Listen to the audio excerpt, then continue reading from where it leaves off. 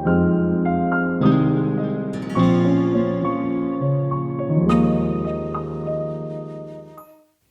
church. We are looking at different Hebrew words which convey the idea of praise and worship. Today, we will be looking at a Greek word, and the word is proskuneo. It literally means to kiss the hand in admiration, or to kiss the feet in homage. Is the most consistently used word in the New Testament. Let me talk about an Indian tradition. Back in the day, I think it should be happening in the villages even now. Back in the day, if an elderly person or a guru or a master walks into the house, people normally would make him stand in a basin, pour water on his feet, clean the feet of this elderly man, and they would sprinkle that water on their heads. In other words, the idea that they are conveying is even the dust that has stuck to your feet is so valuable. It has a privilege. That's how people paid respects back in the day.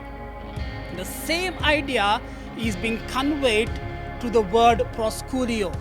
You will find this word in Matthew chapter 2 verse 2.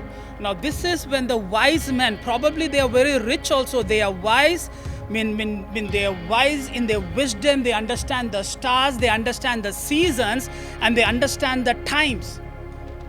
The wise men come to Jerusalem and they say, "Where is he who has been born the King of the Jews?